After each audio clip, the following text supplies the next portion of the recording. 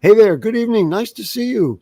It is time for the Bronx Buzz. This is BronxNet's program where we talk to reporters and writers and editors, journalists, other people writing about the Bronx so you can get some insight into some of the things that are going on in the Bronx and in our city of New York. And in our second segment, we have a wonderful Bronx artist that you are going to enjoy. She has a very specific point of view. But right now, let's bring on Anastasia Tomkin, who we first read her in City Limits. And she is a new journalist in a way because you are a Master of Journalism student at the Craig Newmark Graduate School of Journalism. Nice to see you, Anastasia. Hi, I'm so happy to be here. Thank you for having me, Gary.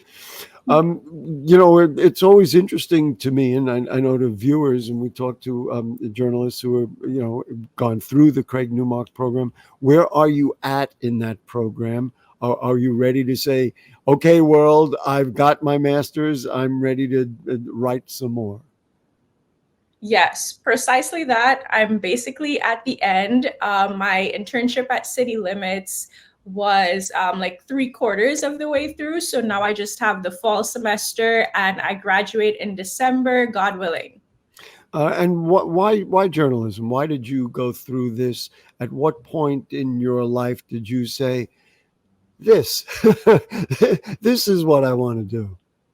Yeah, so I always loved writing as a child. A lot of people have that testimony. And so when I moved to the US roughly 8 years ago, I used writing as a way to process my new reality. It's a whole new society, it's a culture shock.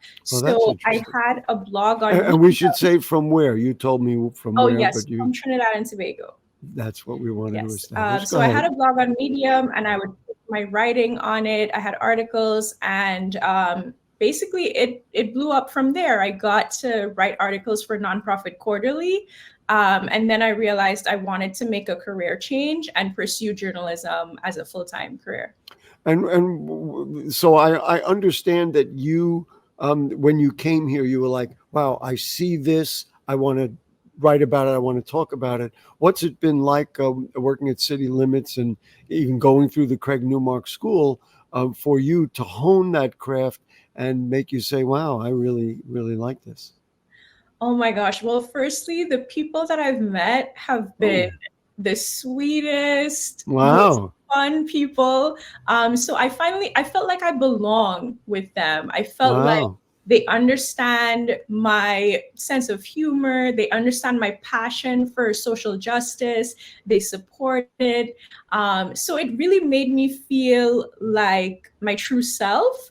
And then coming to City Limits, it was even more so. Jean Marie, she's the editor. She's wonderful. She's patient.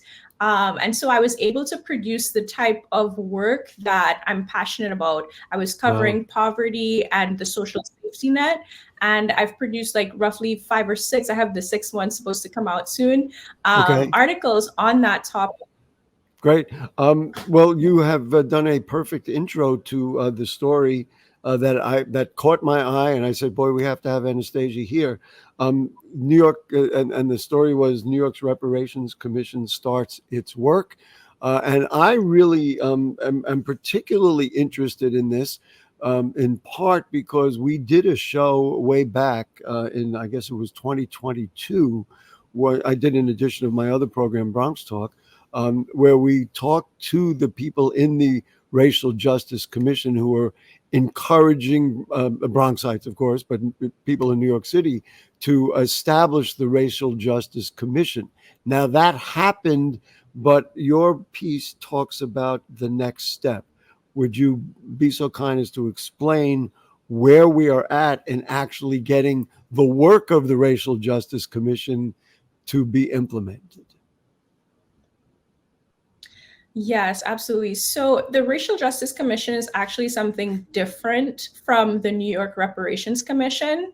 That happened a couple years back. It actually ended pretty recently, Oh, I but didn't it realize is that. Wait, different. wait. I didn't realize that they had ended that. Um, uh, I wasn't aware of that. But I guess my reason for bringing it up is that's the state of mind that we were going to be doing these things to establish reparations, to make racial justice in New York City the law. So anyway, that's I just wanted to establish that's why I brought it up. Go ahead. I'm sorry. Yeah, I mean, it is definitely related. Racial justice and reparations are intertwined, but they are two separate commissions. And actually, they Yes. do share one particular member, Jennifer Jones Austin, who I was able to speak to for my article. She was on both that commission and she's also on the New York Reparations Commission. And Right. so the Reparations Commission was something that the governor implemented around February of this year. And it basically says the commission has 12 months from the date of their first meeting to provide recommendations on reparatory actions for the legacy of slavery and racial injustice to Black New Yorkers specifically. So that's So what the Reparations Commission is about. And what is interesting about it is, the Racial Justice Commission was a city effort, but this you're establishing to be a statewide effort. What is hoped for? What are the results that we hope for? What are the kind of reparations are they saying would make sense that we're waiting to have implemented? Well, during the course of my reporting, it was difficult to get concrete answers on what exactly these measures would look like, which is understandable. You know, it's a controversial subject, and I think because it's still in the early stages, they just want to be a bit protective of what they're trying to do. However, it is something that they're doing publicly because people can come to Albany, can watch these meetings. It's even being live streamed. So I think they're doing their best to have it be a transparent process. And based on what was done in other cities, other states like California, Illinois, it could range from like housing vouchers to direct cash payments. It really all depends on what the commission comes up with. Well, one of the things you reported was that, and I'm going to read it out, New York State has a higher racial wealth gap than the national average white population, nearly 15 times more wealth than Black New Yorkers. And the numbers that you put out, I had to scratch my head. The median household net worth for white New Yorkers was $276,000. And Black New Yorkers was 18,000. I don't mean to laugh. It's a horrible discrepancy. So what's the next step on that? And we'll talk about something else in a moment. But what is the next step on that? Are we just waiting to hear for them to come out with stuff, or are they doing something next, or what do you see as the next step? Yeah, so from where I see it, they're going to have their meetings. They're going to come up with some recommendations and measures. And then that's where the challenge comes in of getting the city officials, well, state officials to pass those measures. What's important as well is to get support from the general public. Sometimes people think, reparations for slavery, none of us were alive back then. So Yeah, it's right. kind of Why a bother? process. Right. Or is it really fair? And so it's a matter of educating people and hearing their concerns and just letting them know about the connection between slavery and Jim Crow laws and segregation and racial injustice in general, and how that leads to the wealth gap that we're seeing and how reparations can improve the situation for Black New Yorkers and Black Americans in general. The next story I want to talk about, and I have to say, I really appreciated your headline here, and that is 1 million New York City households lost their internet subsidies. Plans to revive the aid are in political purgatory. That is a very, very straight assessment of it. Describe the political purgatory that is stopping people from getting their internet subsidies. Sorry, Well, it caught my eye. I couldn't resist. no, absolutely. Yeah. And I think I came up with that term purgatory once I did the reporting and I spoke with both um, Democrat Congressman Dan Goldman. He's great. He was very helpful, very bold with his views as well, which I Yes, he appreciated. is. Yes, but once I spoke with him, and then I spoke with the press secretary for Congressman Williams, who is Republican, I realized that they do have some opposing views on the scope of this bill and whether it should have certain limitations. And unless there can be compromise from either political party, the ACP program, Affordable Connectivity Program, is not likely to be reinstated. Wow. And So that's where I was like, oh, it's in limbo. It's in purgatory. yes. Let me ask you this: who are the 1 million New Yorkers? Are these people in every borough? Are they specifically in areas where Wi-Fi and internet is not there? Is it for people in public housing? What's who lost the subsidy? I guess is what I'm asking. Yeah, so it's mostly low-income New Yorkers. So people that are on Medicaid or receive certain types of government assistance, people who have children in New York City public schools. There were such a range of people that benefited from this program. And the numbers actually grow when it's considered New York State. And so New York City is the That's one right. that is the 1 million figure, and it rises to nearly 2 million when you consider New York State. Wow. So yeah, basically people that needed it the most, that were. So did this get lost in the city's budget or the state budget? Is that where this got lost? That they just said, well, we're not going to fund this anymore? I don't like it, would be my editorial comment. Yeah, I think it's one of those things that the bills at the federal level, it requires bipartisan support sometimes, and it's not getting that support right now. And that could change, that if we put pressure on elected officials and say, hey, this was something really great and we need to reinstate it, it's possible that it could come back. We're almost out of time, but my question would be, so how are you going to lift people up and help them do better if they don't have access to like what is now a required, advancement, technical advancement? Got to be done. We got just a few seconds left. Want to give us a hint what you're writing about next? Actually, right now I'm working on my YouTube channel, the Police Accountability Podcast. So I'm trying to be consistent with that, and that's where I'm at right now. Listen, Anastasia Tomkin, we met her at City Limits, but she is a Craig Newmark almost graduate.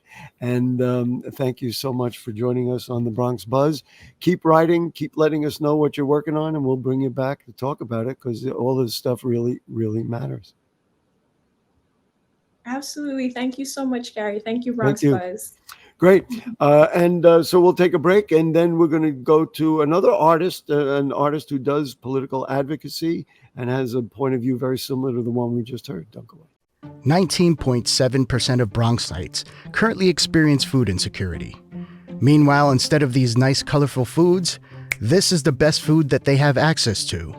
If this sounds like you, there are a bunch of resources to get healthy food for free or cheap. If you want to help, you might consider donating or volunteering in one of these places. Community fridges like this one are all over the city and allow New Yorkers to conveniently donate extra food to people who might need it. Go to this link and find your nearest one. Food banks and pop-up events like these provide millions of healthy meals to families in need. These organizations are distributing meals to Bronxites as we speak and are always accepting donations and volunteers.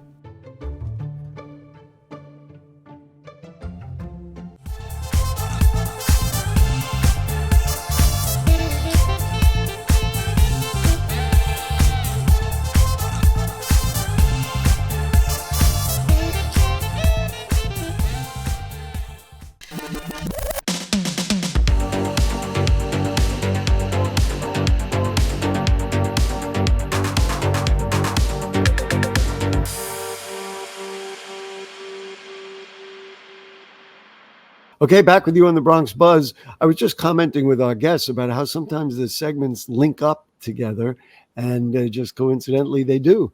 Tasha Douge is with us. Nice to see you, Tasha.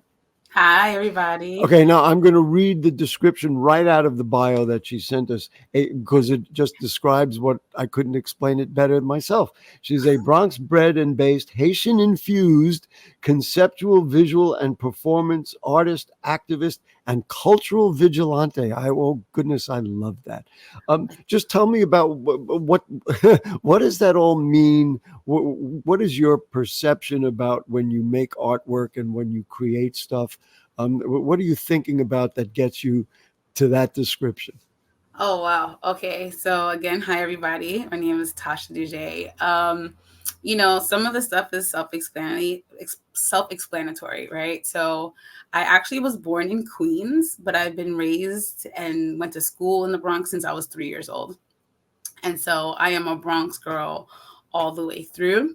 And my parents migrated here from Haiti, so I have to make sure that gets claimed as many times as possible.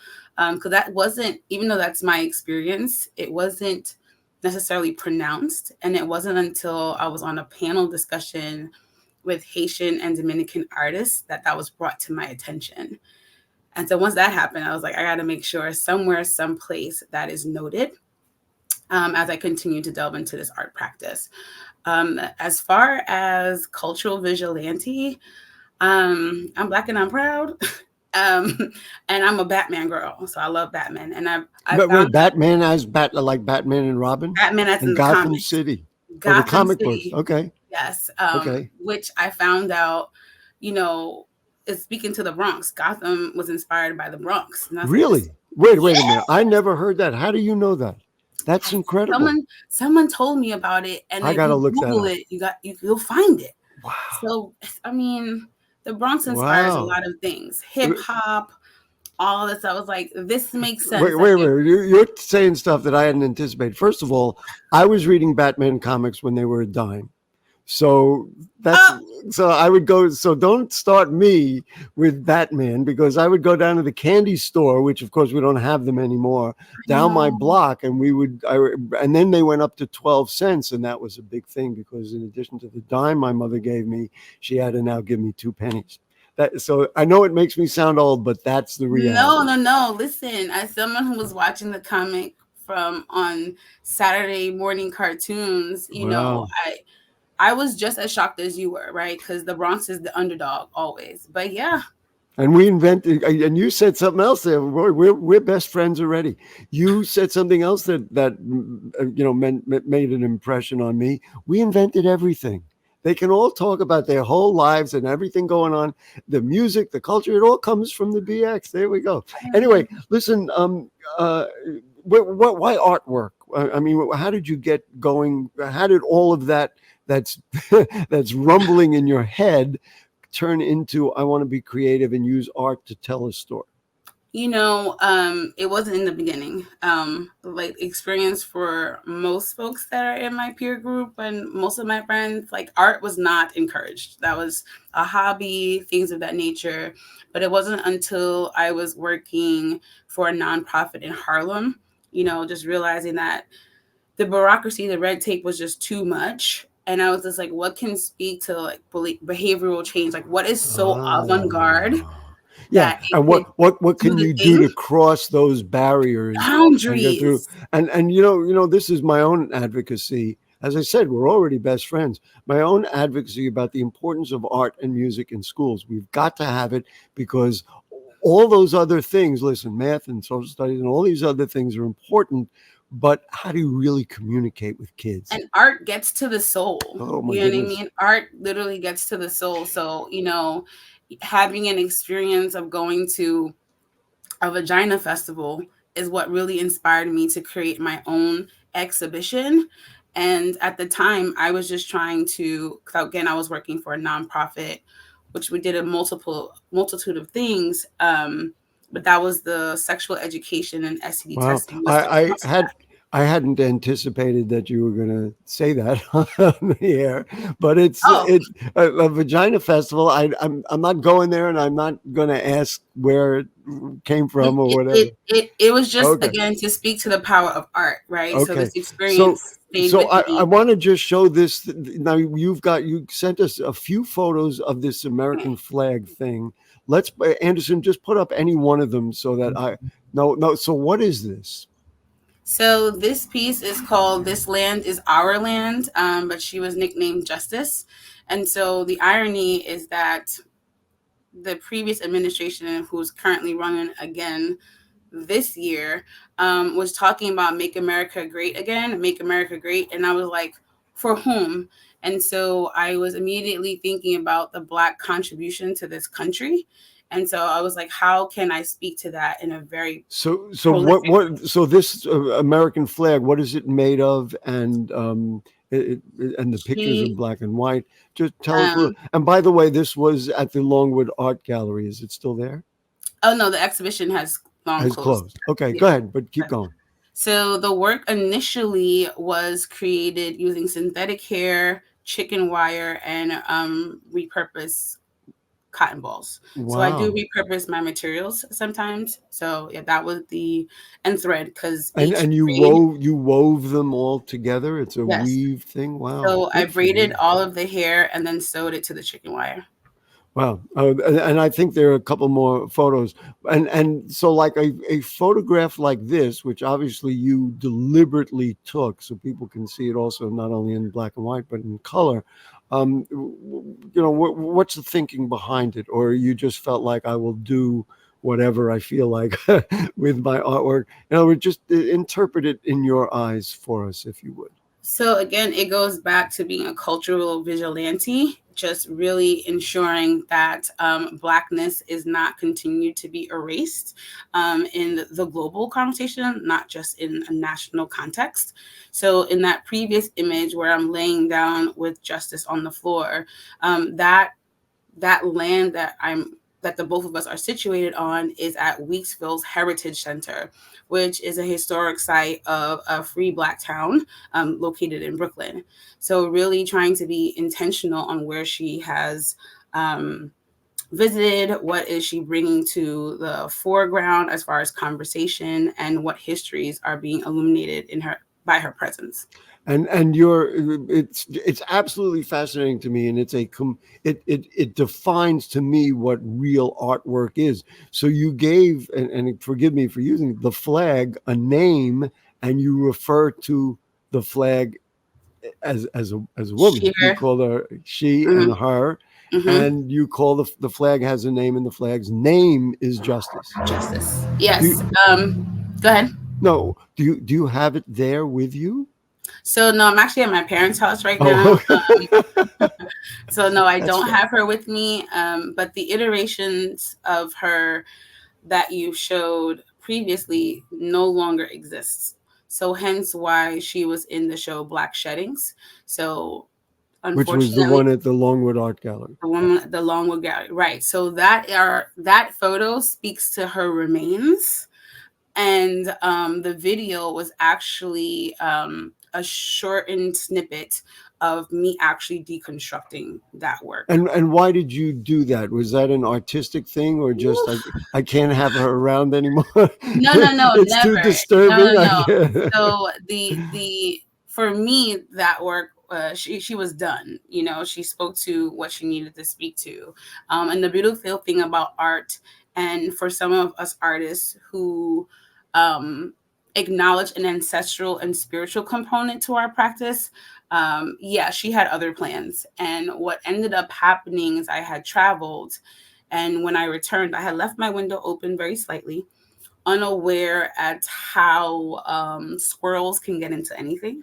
Oh my goodness. Yeah. And so what ended up happening is she got compromised. And My goodness. yeah. Were you heartbroken? I guess Oh no, you felt like in a no, way I felt it was like some energy that said, "Well, now time is up," kind of thing.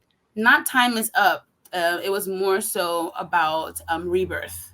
And that came to me actually in the midst of my whales. I literally broke down, fell to the ground. And I'm like, I don't know how people have children, because the way I felt, it was guttural. Yeah. And even in that moment, what was clear is that as my practice evolves, I've been more conscientious around like carbon footprints, the role of nature and the environment in the things that I do and just in my daily life. And so it was like, if I'm talking about this land is our land, at the time when I created her, I wasn't thinking about nature as its own entity, right? I was thinking about the enslavers and those who were enslaved. Right. We can't own land, right? We're in relationship to land. Right. So, you know, I don't want to run out of time. So you had mentioned that this was about a rebirth. So now I'm going to make the assumption that the rebirth is you are ready to create her child or the next step or something of that nature. So I did. So and that was a photograph that I had sent as well, where you see the remains and then you see her. There you go. Right. So in this image, you'll see that she is reemerged in a different iteration, but the materials were different. So I used organic braiding hair made out of banana fiber within that work, and I've added some varying colors to speak to Black people of Native descent. And I left the cotton balls where I used regular cotton balls. I actually use cotton with seeds still imbued inside. Wow. To speak talk about it. Yeah, you listen. We're going to run out of time, and I don't want to do that. But the minute you said it was the actual cotton balls with seeds, we know exactly what your ancestors in particular went through. It is incredibly inspiring for your passion for the artwork, for this project, and for your understanding of the value of the art. Really, you have made quite an impression on me, and I'm sure on many of our viewers. So got about 15, 20 seconds. What's next? You got something next that we're going to know I'm currently in an exhibition at the Caribbean Cultural Center African Diaspora Institute in East Harlem. That is with 10 other Haitian artists. So Wonderful. They can find my work there as well. Listen, you're a superstar, and we want you back here. We want to see everything that you're working on, because this speaks to the BX. This is our home. And all day. Yep, me too. That's where this is my neighborhood. So there you go. Anyway, Tasha Douge, thank you so much. It's a thrill to meet you, and we want to know about every single thing that you continue to work on. Thank you. And what you're passionate about. That it's the subject matter that grabs me. Thank you so much. So many things. Great. Stay on the line, by the way. I got something interesting for you after I got to close the show now. There we go. Anyway, Perfect. So that will do it for the Bronx Buzz. What an interesting, fascinating show, cutting edge, really, this evening. And so we thank Tasha and we thank Anastasia, who joined us in the first segment. And, if the curtain don't fall and the creek don't rise, we will be back next week. Good night.